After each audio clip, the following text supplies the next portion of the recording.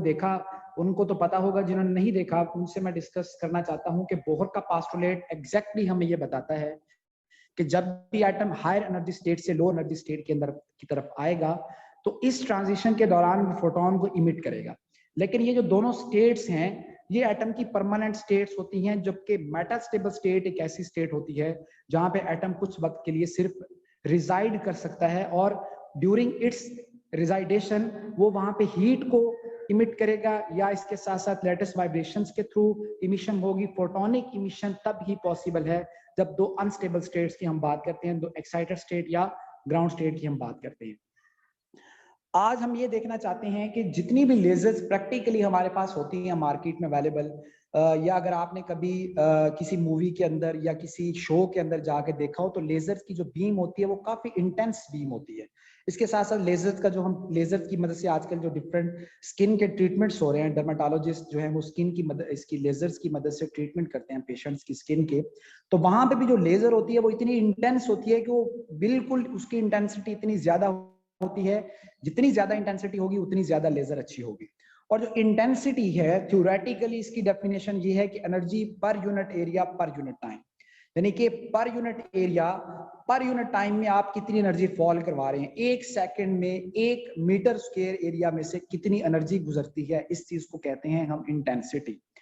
अब लेजर का phenomena intense होना चाहिए, अगर लेजर बीम इंटेंस नहीं है तो फिर हमें खातिर खा फायदे नहीं मिल सकते जो काम हम लेजर की बीम से करवाना चाहते हैं। ठीक है, बीम कोहेरेंट होगी, बीम मोनोक्रोमैटिक भी होगी, लेकिन बीम को इंटेंस करवाने के लिए हमें लेजर ट्यूब के ऊपर काम करना पड़ेगा, यानी कि हमारी वो ज्योमेट्रिकल शेप जिसके अंदर हम अपना वो मीडियम डालते हैं जो कि लेजर के लिए फिजिबल होता है, उस ट्यूब की ज्योमेट्री क्या होनी चाहिए, आया वो स्फेरिकल होनी चाहिए, हॉरिजॉन्टल होनी चाहिए, वर्टिकल टाइप होनी चाहिए, सर्कुलर होनी चाहिए, वो किस तरीके की ज्योमेट्री होनी चाहिए, उसकी ज्योमेट्री डिपेंड करती है कि आपकी जो इंटेंसिटी है वो किस तरीके की होगी। ठीक है, क्योंकि हमने उस जो ट्यूब होगी लेजर की, उस ट्यूब के ऊपर बाहर से फोटॉन्स को फॉल करवाना है। जब फोटॉन्स बाहर से आके उस ट्यूब के ऊपर फॉल करेंगे, उसकी ज्योमेट्री डिपेंड करेगी कि फोटॉन्स यूनिडायरेक्शनली मूव करें या फोटॉन्स अपनी मर्जी से आर्बिट्रेरी इधर उधर जा सकते हैं।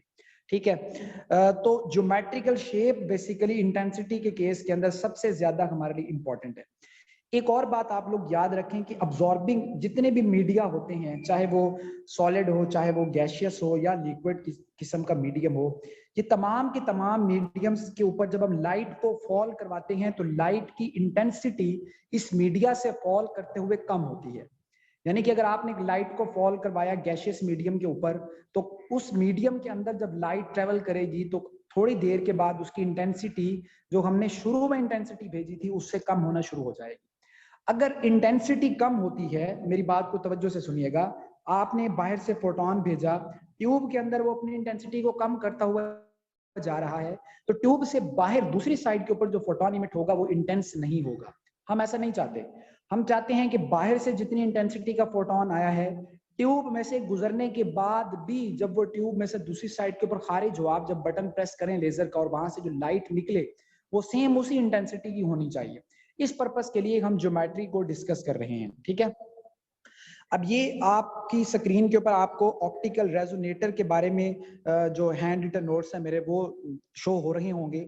इसमें जो लेजर ट्यूब की मैंने बात की है, तो जो सबसे ऊपर आपको एक डायग्राम नजर आ रही है, it is just like a laser tube. मतलब जैसे आपके पास एक बोर्ड व्हाइट बोर्ड मार्कर होता है, व्हाइट बोर्ड मार्कर की तरह की लेजर ट्यूब होती है। इसके ऊपर और नीचे ओपैक वॉल्स होती हैं, मतलब गैर शफाफ हमने इसकी दीवारें बनाई होती हैं ताकि इन दीवारों से फोटॉन्स बाहर इमिट ना हो। ठीक है, यानी कि आपने गैर शफाफ मीडिया यहाँ पे लगाना है, मिरर नहीं लगाना, बाहर की जो दीवारें हैं बाहर की।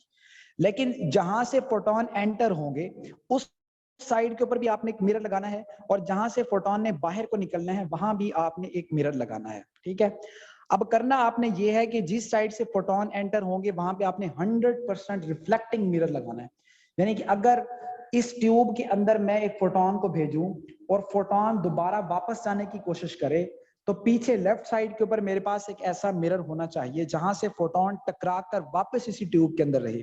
मुझे एक भी फोटोन यहां से बाहर नहीं चाहिए, मुझे 100 के 100 फोटोन इस ट्यूब के अंदर चाहिए। ठीक है, इस पर्पस के लिए लेफ्ट साइड के ऊपर हमने 100% एक रिफ्लेक्टिंग मिरर को एडजस्ट किया। अब जब फोटॉन्स इस ट्यूब के अंदर आएंगे तो वो बाउंस बैक होंगे, क्योंकि फोटॉन्स हैं वो उनको हमने मीडिया के अंदर कन्फाइन कर लिया है। एटम्स पड़े होंगे डिफरेंट पोजीशंस के ऊपर, तो एटम से स्ट्राइक होने के बाद वो डिफरेंट साइड्स के ऊपर जाके बाउंस होंगे। बाउंस बैक होके वो जाएंगे राइट साइड के ऊपर। राइट साइड के ऊपर आपने एक और रिफ्लेक्टिंग मिरर लगाया है, लेकिन इसकी रिफ्लेक्टिविटी जो है वो 90% है। मतलब इस बात का ये है कि 100 मैंने अंदर भेजे थे, वो लेफ्ट साइड वाले मिरर से टकरा के 100 ही रहते हैं, लेकिन जब वो राइट साइड के ऊपर जाते हैं तो वो बजाय 100 के सिर्फ 90 रिफ्लेक्ट होते हैं, 10 बाहर निकल जाते हैं। ये जो 10 फोटॉन्स बाहर निकल रहे हैं ये बहुत ज्यादा इंटेंस होते हैं, और इनकी इंटेंसिटी इतनी ज्यादा हुई किस तरीके से है, ये जो बाउंसिंग बैक का फिनोमिना है अगेन एंड अगेन, कि हम उनको बाउंस बैक करवा रहे हैं, इसी फिनोमिना को हम रेजोनेंस का नाम देते हैं। और ये जिस ट्यूब के अंदर हो रहा है वो एक रेजोनेटर है। लफ्ज ऑप्टिकल हमने इसके साथ इसलिए अटैच कर दिया स्टूडेंट्स, क्योंकि फोटॉन्स की बात हो रही है, लाइट की बात हो रही है, ऑप्टिक्स की बात हो रही है, इसलिए इस सारे की सारी ज्योमेट्री को हम ऑप्टिकल रेजोनेटर कहते हैं। क्लियर है ये बात? अब जरा आप ये अज्यूम करें कि अगर इस ट्यूब के अंदर आपके पास कोई एक गैसियस मीडियम है, लेट्स से कि CO2 है आपके पास, आपने कार्बन डाइऑक्साइड डाल दी, ठीक है। अब जितने भी गैसियस मीडियम्स होते हैं उनके अंदर जो लाइट की इंटेंसिटी फॉल करती है वो सॉलिड और लिक्विड में जिस तरीके से लाइट की इंटेंसिटी फॉल करती है वैसे नहीं करती, ठीक है। गैसियस मीडियम के अंदर लाइट की इंटेंसिटी जिस वैल्यू से फॉल करती है वो रिलेशन आपको नजर आ रहा है, I is inversely proportional to 1/r square, यानी कि डिस्टेंस के स्क्वायर के इनवर्सली प्रोपोर्शनल है intensity. Light within the medium जितना ज्यादा डिस्टेंस ट्रेवल करेगी उसके स्क्वायर के लिहाज से उसकी इंटेंसिटी में वेरिएशंस आएंगी। ये कब होगा? ये सिर्फ और सिर्फ गैसियस मीडियम के केस में होगा। लेकिन अगर हम बात करें किसी सॉलिड मीडिया की या सॉलिड मीडिया की या लिक्विड की, यहाँ पे सॉलिड और गैस लिखा हुआ है तो ये गैस नहीं है, यहाँ पे लिक्विड वर्ड होना चाहिए था।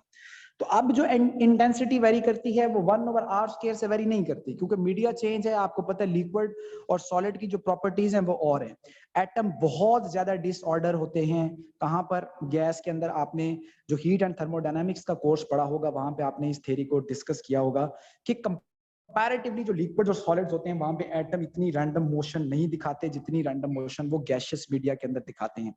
दैट इज द रीजन कि जो फॉल ऑफ इंटेंसिटी है वो गैसियस मीडिया के लिए और लेते हैं हम, और लिक्विड और जो हमारा सॉलिड मीडिया होता है उसके लिए और लेते हैं। अब जो नेक्स्ट डायग्राम है इसके ऊपर फोकस करें। मैंने एक लेजर ट्यूब ले ली जिसको आप ऑप्टिकल रेजोनेटर का नाम दे रहे हैं। इस ट्यूब में भी ऊपर और नीचे जो दीवार आपको नजर आ रही है, जो लाइन लगी हुई है, यानी कि बेसिकली ये वॉल की रिप्रेजेंटेशन है, ये ओपैक है, गैर शफाफ है। यहां से फोटोन बाहर की तरफ नहीं जाएंगे। अब आपने लेफ्ट साइड से एक फोटोन को फॉल करवाया जिसकी इंटेंसिटी I0 थी। I0 बेसिकली रिप्रेजेंट कर रहा है इनिशियल इंटेंसिटी को। इनिशियल इंटेंसिटी का फोटोन आ रहा है और लेफ्ट साइड पे जो मिरर है उस जगह के ऊपर अभी लेंथ हम स्टार्ट कर रहे हैं, तो वहां पे हमने लेंथ को x = 0 पुट किया, यानी कि लेंथ अभी 0 है। आफ्टर सम टाइम जो लेंथ हो जाती है वो x हो जाती है, जैसा कि आपको एक ब्लैक पॉइंटर वाली लाइन से नजर आ रहा है कि वो लाइन x से रिप्रेजेंट हम उसकी लेंथ को कर रहे हैं। और फिर कुछ और टाइम के बाद उस x लेंथ के अंदर डेल्टा x लेंथ का और इजाफा हो जाता है। मतलब हमने 3 पैचेस ले लिए with in the optical resonator. I0 intensity का फोटोन जब x = 0 पे आएगा उस वक्त तो उसकी इंटेंसिटी I0 ही होगी, क्योंकि अभी वो मीडिया के अंदर एंटर हो रहा है। लेकिन जैसे ही वो मीडिया के अंदर एंटर होगा तो उसकी इंटेंसिटी ने अब फॉल करना है। कैसे फॉल करना है? Energy per unit area per unit time के लिहाज से।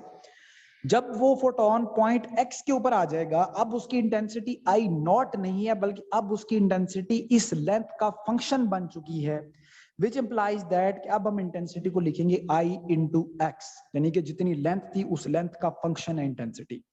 जब फोटोन यहां से भी थोड़ा सा आगे चला गया, डेल्टा x फोटोन आगे मूव कर गया, अब उसकी जो इंटेंसिटी है वो जस्ट x का फंक्शन नहीं है, वो x प्लस डेल्टा x का फंक्शन है, विच इंप्लाइज दैट कि जैसे जैसे इस मीडियम के अंदर फोटोन ट्रेवल कर रहा है उसकी इंटेंसिटी के अंदर कमी आती जा रही है with respect to its length, that is showing by x। अब दो केसेस हो सकते हैं स्टूडेंट्स, हमने डिस्कस किए हैं।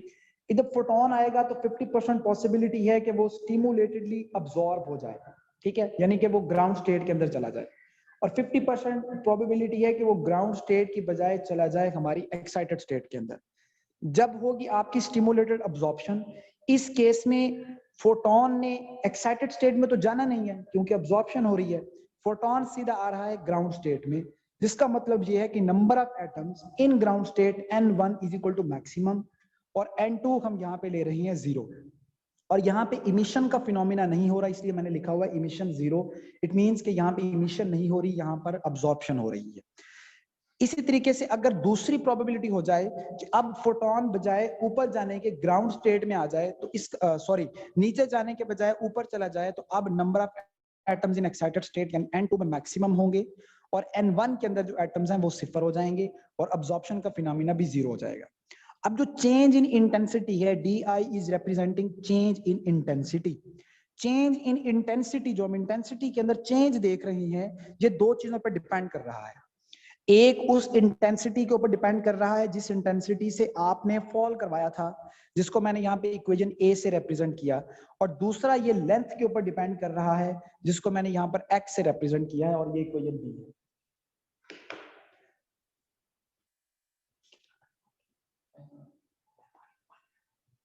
उसको हमने यहाँ पे DI directly proportional to x लिया है। जब हम इसकी इंटीग्रेशन करेंगे, यहाँ से प्रोपोर्शनैलिटी का साइन हट जाएगा, उसको हमने अल्फा से रिप्रेजेंट किया।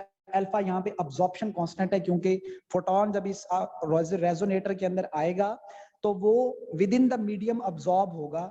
उसकी अब्जॉर्प्शन के लिए हम ऑप्टिक्स में अब्जॉर्प्शन कोफिशिएंट को डिनोट करते हैं। तो DI is equal to minus alpha I dx। जब आप इसकी इंटीग्रेशन लेंगे, नेचुरल लॉग लेंगे, तो आपके पास जो फाइनल आंसर आएगा, जिसे ब्लैक बॉक्स के अंदर दिखाया गया है, ये है I is equal to I naught e raise to the power minus alpha x। Basically ये जो इक्वेशन है, ये आपको इंटेंसिटी की वैल्यू बताती है, उस वक्त बताती है जब आपका फोटोन मीडियम के अंदर ट्रेवल कर रहा है। अब यहां से चीज बिल्कुल क्लियर है कि किसी भी टाइम अगर आप इंटेंसिटी कैलकुलेट करना चाहते हैं, तो वो दो चीजों के ऊपर डिपेंड कर रही है। एक अल्फा के ऊपर कि उस मीडियम का अब्जॉर्प्शन कोफिशिएंट कितना है, और दूसरा एक्स के ऊपर कि फोटोन ने उस मीडियम के अंदर कितना ट्रेवल कर लिया है। नेगेटिव साइन यहाँ पे ये चीज रिप्रेजेंट कर रहा है कि with the passage of time intensity will be decrease. ठीक है, तो अगर हम इसका चेंज लें DI ओवर dx, जो कि आपको राइट साइड के ऊपर नजर आ रहा है, वो माइनस अल्फा x है। नीचे एक एग्जांपल मैंने कोट की है कि अगर लेंथ 100 मिलीमीटर की हो जाए, अब्जॉर्प्शन कोफिशिएंट 0.01 मिलीमीटर हो, तो I is equal to I naught e raise to the power minus alpha x वाले फार्मूला से आप इंटेंसिटी कैलकुलेट कर सकते हैं। तो ये जो इंटेंसिटी आएगी, ये 0.37 इंटू I नॉट आएगी, यानी कि मीडियम के अंदर 100 मिलीमीटर ट्रैवल करने के बाद इनिशियल इंटेंसिटी 0.37% डिक्रीज कर चुकी है। तो इसके बाद जो नेक्स्ट टॉपिक है वो हमारा गेन कोफिशिएंट है, लेकिन वो मैं अब नहीं पढ़ाऊंगा क्योंकि मैंने जनाजे के अंदर जाना है। तो आप इसको देख लीजिएगा, मैं आपको नोट्स जो हैं वो प्रोवाइड कर दूंगा। तो जो नेक्स्ट हमारी क्लास होगी वो इंशाल्लाह इसी टॉपिक को लेकर कल हम अरेंज कर लेंगे किसी भी टाइम के ऊपर।